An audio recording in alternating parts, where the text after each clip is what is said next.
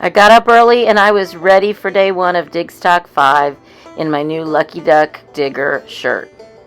I started in a field that showed a schoolhouse in 1905. Good morning. It's a very cloudy, slightly rainy morning.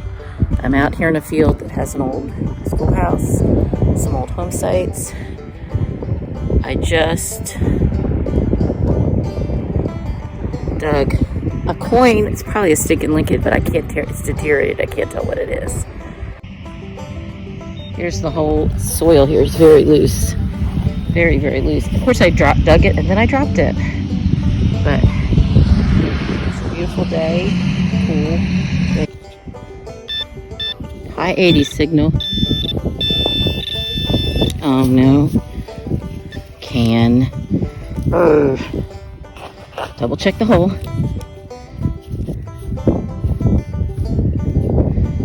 Yeah. I hate can slaw. So the rains have come, and as you can see out there, it came down hard enough that it was just too distracting. There's some people still out there digging. I found lots of can slaw. Iron piece off maybe a sign. It had a fluorescent paint or tape like on it.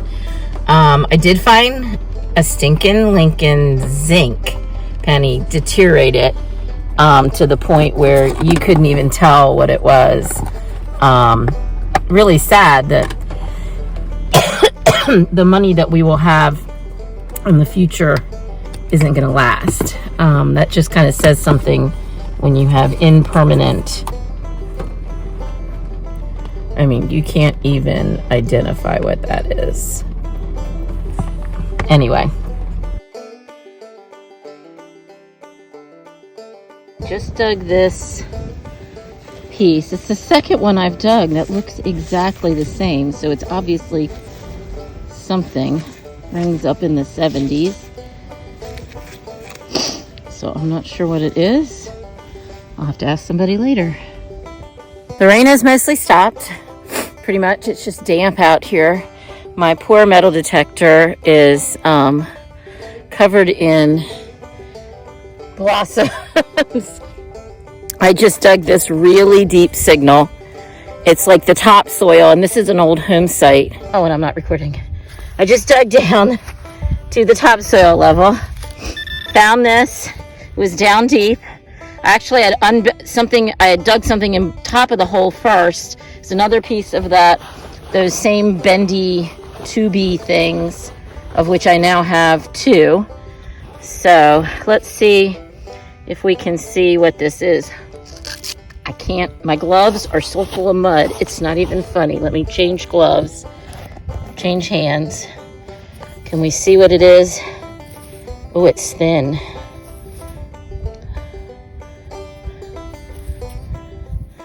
It's thin. I can't tell what it is.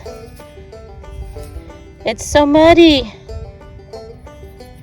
Make any detail out? Let me lay it down and I'll get my things and see if I can see closer.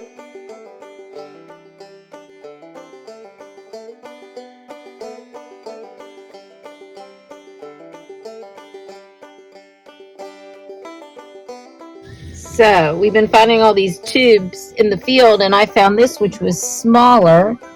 Turns out it's part of a wall, ever sharp mechanical pencil.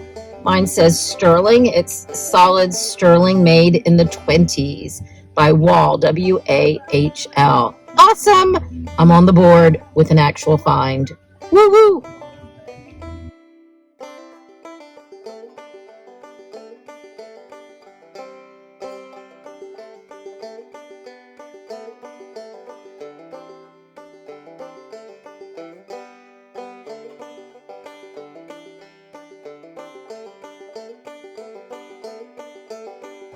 Every time I plugged my phone in to go to another field, the GPS told me it would take so many hours to get to work. I'm not going to work. I'm at Digstock. Finds on display on the Digstock finds table. In the afternoon, I decided to go to Field 1 near headquarters to look for artifacts. But I also had to swing because I couldn't just walk and look. I might as well metal detect too. There are a lot of people field walking and finding all kinds of arrowheads, pottery, and flakes. So it's just been cold today. Rain has gone at the moment, but it's cold and chilly, and other than the things I found at the 1905 map property, I'm now out again after lunch. This field it's the end of an old road. It's also Native American artifacts, so we'll see what we find.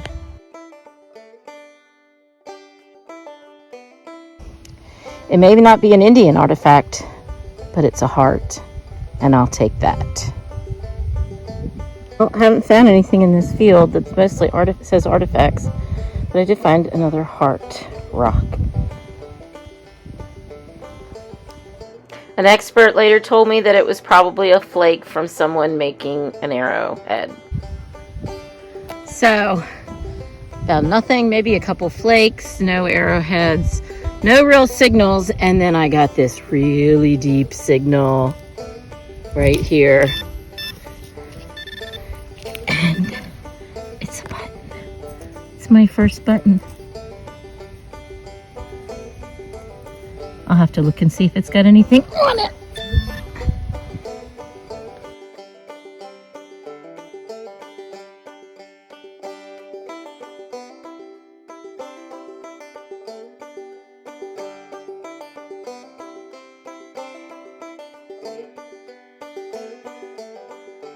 When I cleaned up the button later, it was pretty toasted, but it did have a full shank on it and was probably mid-1800s.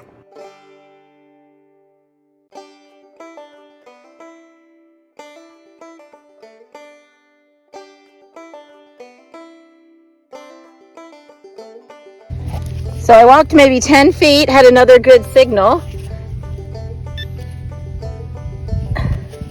Oh. And another flat button. This one's bigger and it's green. That's weird.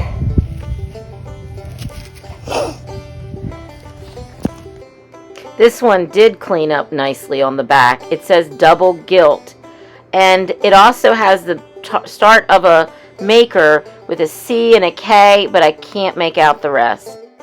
If anybody knows who the maker could be, please let me know. Again, 1820s, maybe? Also had another great shank on it. Who knew? At the end of a road in an artifact field where there were no dwellings that we knew of. Also, I forgot to record when I looked to the right when I was digging that second flat button. I found a Guilford point. It's fun just driving these back roads to see the fields. I could detect these fields if I wanted to. They've got a lot of knee-high corn in there. I don't think that looks like fun. I just wanted to drive to the end of this road where we can also park, just because I want to drive to the end of the road and see what's there. There was a Jeep that went ahead of me. There's a field at the very end of this road that we can detect on too. And the part I went over back there initially was literally swamp on both sides. Oh, there's some guys got out to detect. Ooh. I gotta be careful. I don't want to get stuck in some mud puddles.